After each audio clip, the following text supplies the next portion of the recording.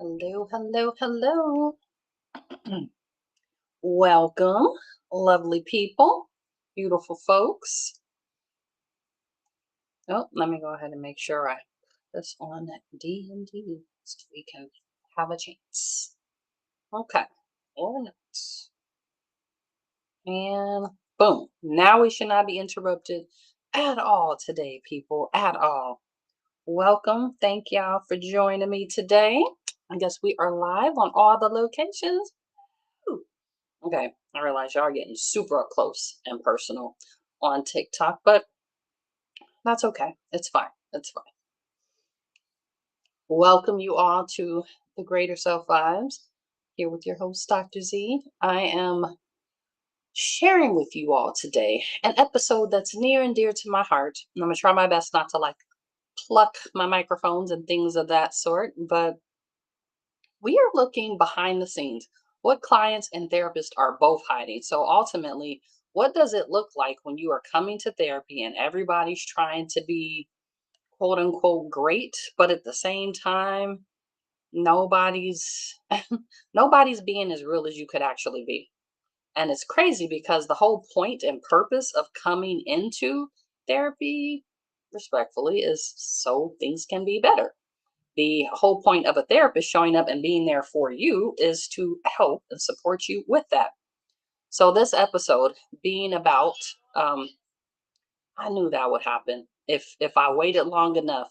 Every door would open up. All the people that here would do the things right as I started the podcast. But anyhow, before we even get started, and this is I guess you would call it a trigger warning. If you have ADHD, I would just love for you to notice in this moment, next 30 seconds, are you already bracing to sit still for this? Are you already deciding how much of yourself um, maybe to bring to this podcast of your own? And when I say that, there's this little internal part that's like me speaking to me, and then there's this other bigger part of how are you receiving this on the other end, especially as ideally the client that might be in a session with a therapist. So again, welcome to the Greater Self Eyes podcast.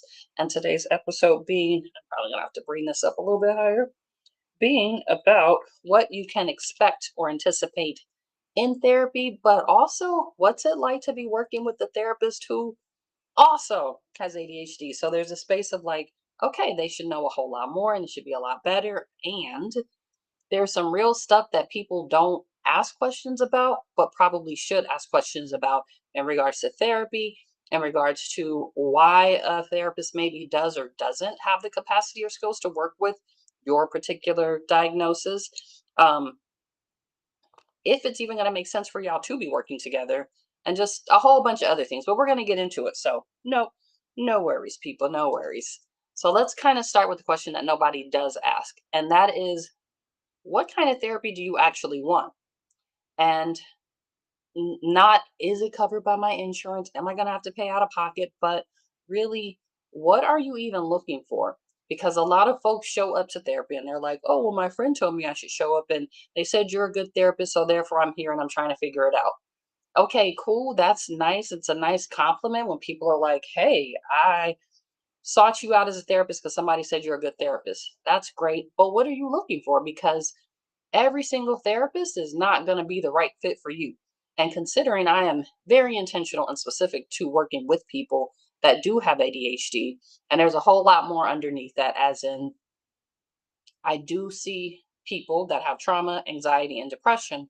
And respectfully, I am pretty concrete that most people that do show up and are receiving services with me, even if you're not ready to acknowledge it yet, you have realistically probably experienced some different traumas and some things. So you learn some different coping skills, which look like anxiety, depression, and specifically ADHD, especially when people are younger and you don't even realize that it's happening, even for women more so because you get praised for multitasking. So then it's like, okay, if you do that, you might not even notice what's happening. But I digress because I'm already getting off track and going on tangents. So before we get too deep down this rabbit hole, um, bringing it back to what do you even want from therapy and why are you even here? When people show up or they follow through on that referral, when people say, oh, you need to go get a therapist, first of all, therapy doesn't solve and fix everything. Let's just start there. Secondly, it's a process of dating, just like when you are in a relationship, a romantic relationship, or you are in a friendship. You got to get to know the people you're working with to be in a relationship. You got to get to know the person you're choosing to be friends with. You need to know a little bit about the therapist to determine, is this person, do they seem like someone that will be able to understand who I am without me needing to break down every nuance of every single box or category or culture that you fit into and reside with. And a great way to do that is to get on the internet, since so many people put so much information out there for you to get to know, what kind of therapist is this person? Does your therapist have ADHD? And again, we're getting all into this because there are certain things that people do and how they move and function that if you don't know, you will make an assumption about them and about the connection you are or aren't having. That's going to be inaccurate. It's going to prevent you from getting access to what you're really looking for. And then you're going to walk away feeling like, and now I've had another experience of like, why I should never go to therapy, why this is pointless, and blah, blah, blah, blah, blah, blah, blah. With that being said, let me scroll on down. And if you hadn't guessed, I absolutely identify with having ADHD. And for the amount of words that come out of my mouth, the amount that is circling and the background in my head is like at least 10x that. So the few people that are privy to have a fluid conversation where I'm just spewing all the connections and how things do make sense and come together, they're like, dang, that was approximately 15 stories all at once, and was. So because of that, the way I show up in therapy and the way I perform as a therapist. So this is not every single one, but this is why you do need to be clear on, why are you even going to therapy? What do you want to accomplish? How will you know if you are accomplishing it? And then what type of person do you work best with? Because I know I have heard, I keep skipping around. I want to like just jump all in everything. Today I do want to set a standard, but I also want to make sure that we're setting a standard and an expectation of how a therapist may show up and how a client may show up, and you deciding how you want to do it based on what you got going on. I chose a different location today, mostly because every client that works with me is keenly aware I work in different corners of the same room, different floors, different locations because of my own boredom. I don't want to look at the same stuff all the time. So if I don't, I'm gifting other folks the opportunity to see different stuff. And it's up to them to decide if that's too much or not. So when people do function and show up with ADHD, something that seems to be more common these days is people masking and believing that masking is a mandatory thing that you have to do and how you show up. And it probably got you through school, it probably gets you through job interviews, family functions, all the things, and you're out here like pretending like nobody's business, pretending you're focused or care about stuff that you don't care about, acting like things are important to you that again you just really doesn't matter to you. And this is from the space of being just a human, not even a client in therapy yet. So then when you come into therapy, because people don't want to feel like they're failing something or they're not doing something right, and may have a stereotype that coming to therapy is to prove that they're normal or right or nothing's wrong with them, I'd encourage you to get comfortable with the idea that you need to create your own normal, and your own normal is not going to look like everybody else's. And the more comfortable you get with you and how you show up and why you show up that way and understanding it, the easier it will be to put less mask up in important places that you really care about. So imagine we're going to pretend you all are coming to therapy to work with me. You've seen what you've seen on the internet. And if you haven't yet, like, please go check it out. Get to know me a little bit more. Also, feel free to subscribe and join in and like come here every Tuesday. Um, you will see I say I work with people that have anxiety, depression, PTSD, and specifically ADHD. And I work with people in populations and spaces that are in positions of leadership, um, caregivers to other folks, providing support to other people, ultimately, your strong friend. I am your therapist, and I am because I am that person in real life too. So I not only understand the nuances of what that looks like, but how to break it down in a way that makes more sense to you.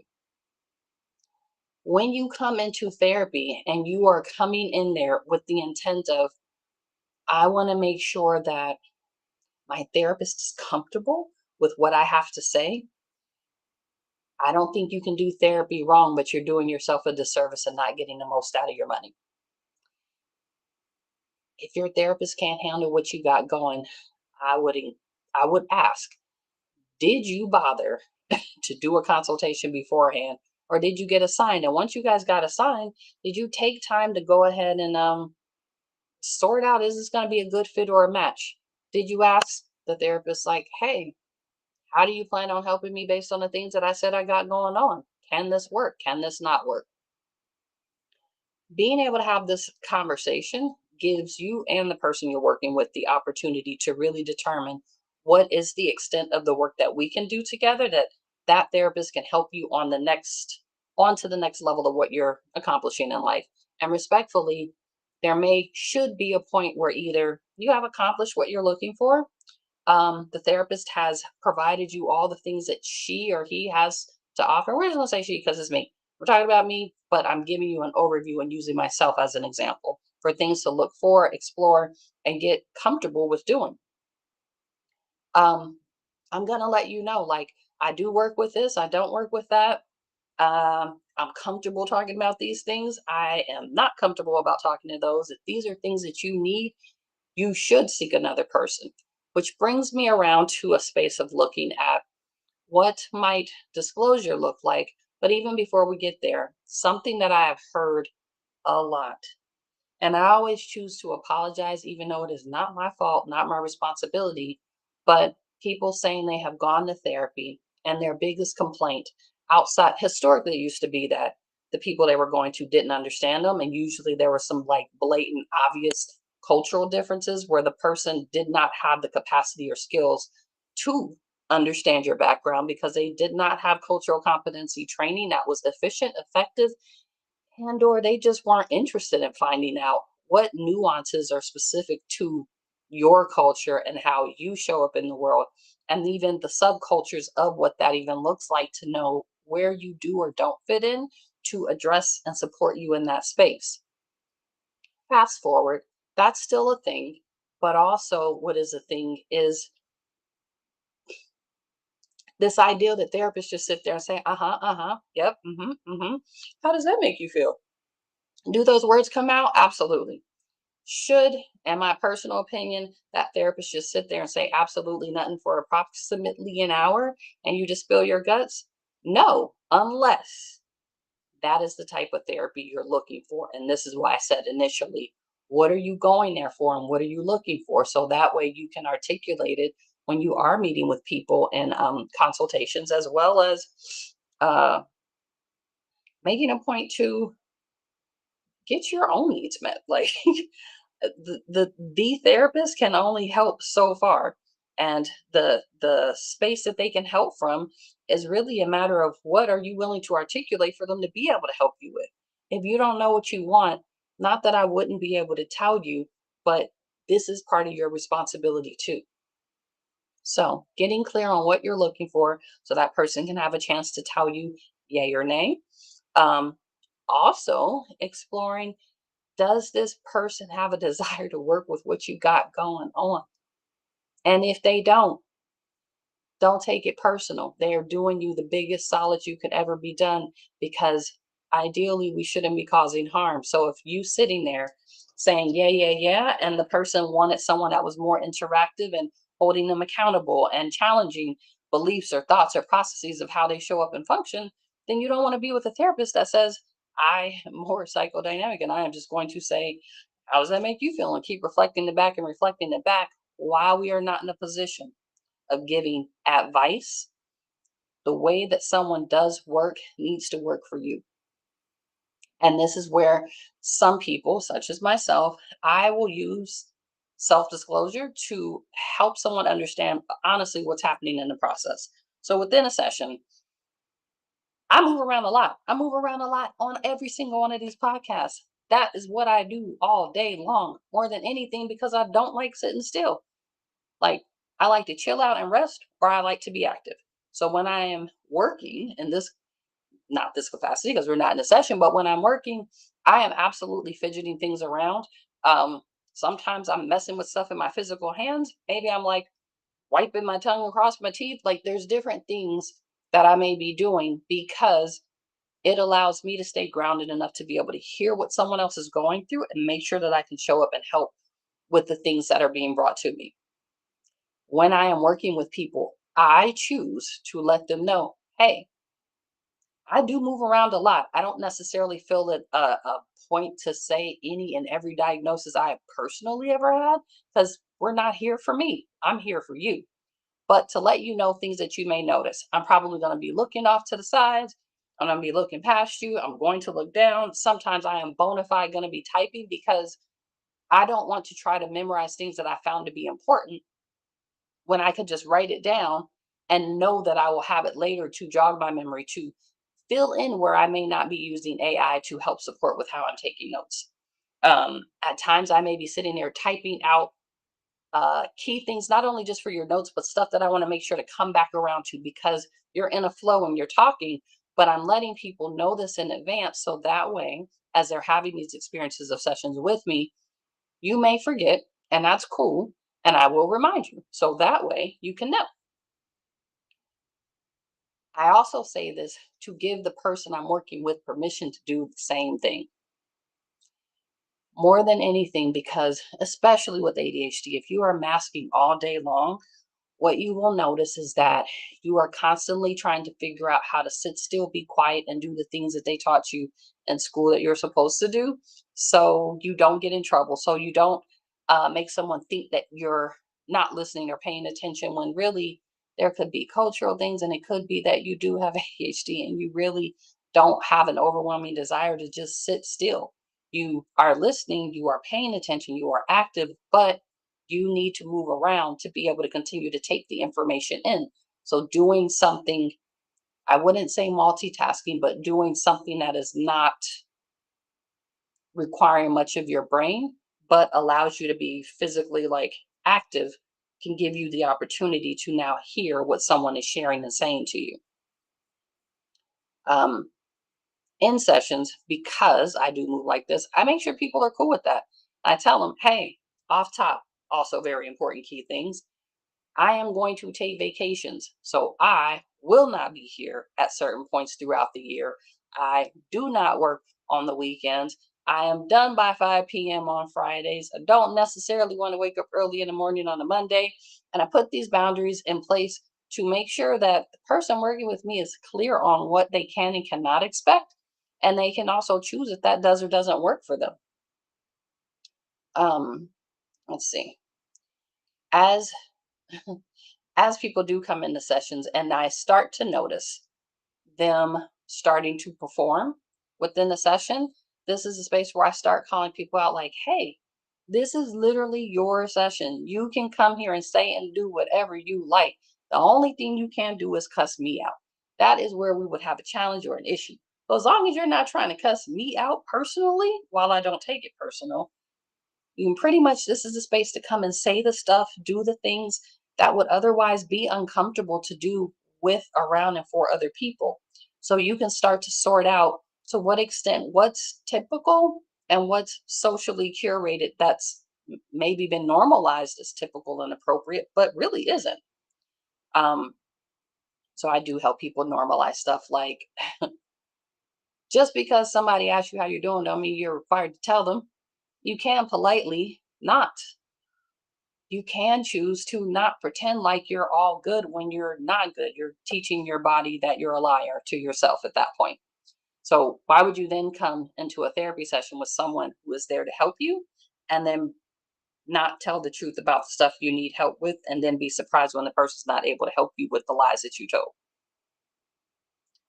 Just putting it out there. This is not for everybody, but if it's you and you feel called out, then I said it. What are we going to do about it? Choose to get the help and support that you really need and want, and give yourself permission to go about it in a way that really works for you. So if your therapist is saying, please come to me as you are, fully clothed, but come to me as you are, let this be your hour for the week, maybe two, depending on how many sessions you have, where you're not trying to figure out how to tell me a story in chronological order. You're telling me the information as it pops up for you because you access a lot of different information in different ways that takes you to different, different points very effortlessly. Believe it or not, I can hear you, I can see you, and I can track it. That is why when people say that's why you get paid the big bucks, it's not about the payment, it's about someone learning their skill and their craft and what they're good at. I know that I'm good and effective at supporting people that have ADHD and helping them have a space where they can talk about what needs to be said. They can move their bodies how they need to. They can also tell me 10 stories all at once. And if I had a question, I'll just ask. No need to come in here and try to put on a facade or a mask and be professional in your therapy session. And because I kind of sort of went over this earlier, just to kind of run it back, have you all ever noticed, and these are some nuances, and this is for the therapist and this is for the clients. Do y'all know when you wear glasses, everybody can see what's on your screens? Just throwing it out there. If your therapist wears glasses, you may want to let them know, hey, if you're doing some other stuff on the internet, I can see it through your lenses. And clients, you don't think we don't know you're sitting there texting and typing away to other folks? I personally don't care. And the only reason I don't care is because clearly, if you're able to still hold a conversation, you're able to still discuss the things that you want to discuss and give me the information you'd like me to help and support you with, then whatever else you're doing that allows you to stay focused on that and do that, do it. Therapist, if you know you need to do multiple things and you're addressing different stuff, and maybe you didn't put things on D&D, do understand um, clients don't have to be therapists to be able to know when you're not paying attention to them. The ums, the ohs, the stuff, like they get it and they may be being really gracious with you by not addressing it and calling it out. And I am saying this because I am human. So I've humanly made some of the mistakes or some of the challenges. And what I don't mind doing is saying exactly what I'm doing. So anytime I do have my glasses on, you can see what's on my screen. And I can tell you, it's my page where I write information about what we're talking about and also the maybe the AI note taker that's up, as well as your thing from whatever platform we're on. I'm not going to put stuff on a screen that's someone else's business because that's, impacting HIPAA compliance, as well as if I got something else going on in my hand, like I said, I know that I do type things out and say stuff and come back around to, I want to talk about that later. I want to talk about that period. This is how stuff even comes to this podcast, things that may happen within the session and it's collective over lots of people and then even outside of it. I'm bringing it here because clearly it's a topic or a concern that people aren't discussing. Circling that back around to what, as a therapist, my suggestion to fellow therapists, what people are saying they want is someone who is going to be interactive. And the people that just want head nods, may you find those people that you can pay them the money you pay them, and you guys can have this great, loving experience that you're looking for. And for the folks that are looking for something more interactive, ask more questions when you're doing initial intake so that you can know how this person plans to function and how they get down. Do they assign homework? Do they ask you to do this? Track that. Like, ask. You're paying for it. You're receiving a service. You have the right to ask for what you're looking for. Your healing will never be a spectator sport, even though therapists may be there to help and support you. This is your process and you are the directing force. So if something's working, keep doing that. And if it's not, feel free to speak up and say, hey, can we do it differently? Because this isn't working for me. I've had clients absolutely tell me they do not like the way that maybe I introduce things or brought stuff up or don't want to talk about a topic. I'm like, cool. So then what are we working on? Because it's not personal and it shouldn't be personal. And at the point that you and your therapist are feeling that way, everybody probably needs to take a break. Hence, I'll be taking a break next week because getting too invested in doing work on behalf of other folks. So, therapists, just a gentle reminder, if you're working harder than your clients, something's got to give. And clients, your expectation that a therapist is supposed to show up and fix your every single problem is crazy work. That's not our job. That's not even our profession. Our job is to hold space for you to explore in a healthy capacity what your concerns and challenges are, and then support you with our observed or learned things to navigate it differently so you can have a different experience and a different experience of your life in a way that works with how you want it to work. So, therapy is interactive. Everybody can see everybody's glasses. Uh, People that are masking in therapy are robbing themselves. Therapists that are pretending to mask are robbing clients of seeing someone being human and still having the capacity to be professional. And yeah, with that all being said, if you all didn't catch there by the time you see this episode, there was definitely an amazing summit that was presented. Um, believe it's called Becoming Her, but we'll just drop that info on the link that maybe you might be able to catch the replays of it because today is the last day of it airing. Um, there's also some things coming up at the end of August where if you would like to be in person, I can absolutely share with you some different ways to detach and reconnect to yourself. And I take breaks so I can come back, get clarity on more information and how to do things better, even down to how I'm doing therapy. Like, what amount of fidgeting am I going to be doing? What amount of potentially eating am I going to be doing so that I can see more people as long as, that person is okay with the thing and I use my words and ask, like, is this cool or not cool? Because if it's not cool, not a problem. I'll have to see you at another time. But for the folks that are willing and capable and comfortable with, my therapist does these things, and yet they are also able to help me in these ways, you're kind of winning there if you find that person and that connection.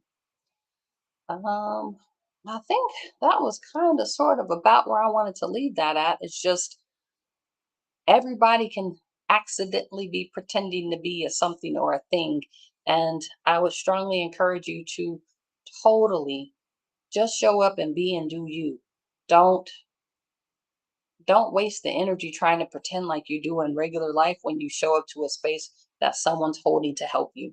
So if you choose to go to therapy, make sure you find a person that's a good connection for you. Build the relationship that's going to work best for you. Make sure that you're asking for what you need and you're addressing the things that are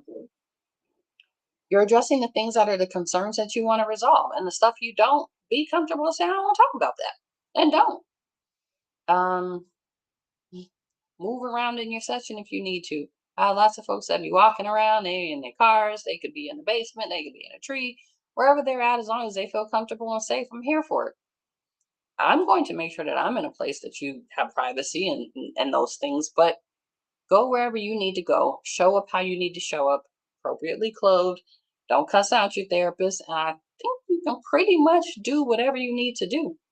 And make sure that relationship and that person is working with you to help you get to where you want to get to.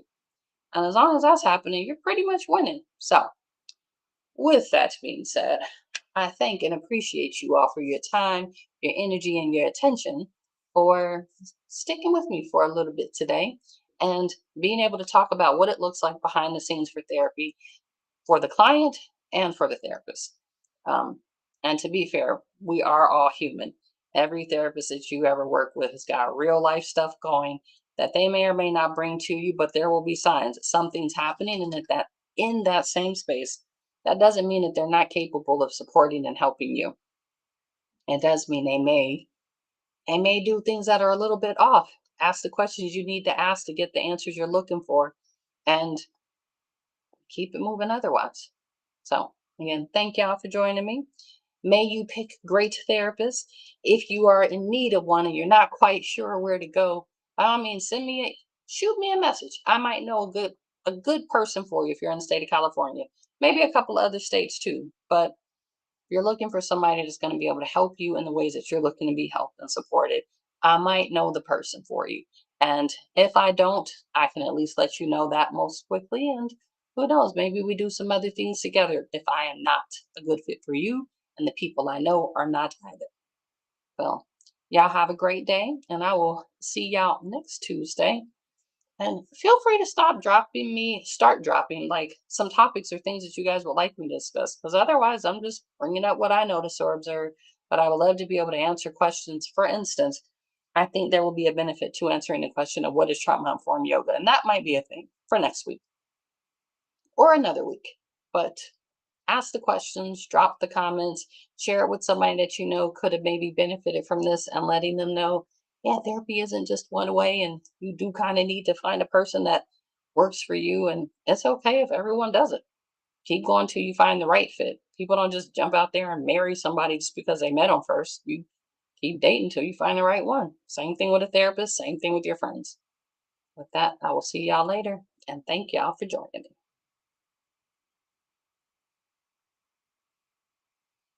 Or maybe it'll still be on there since you can't quite hit any of the buttons to cut anything off.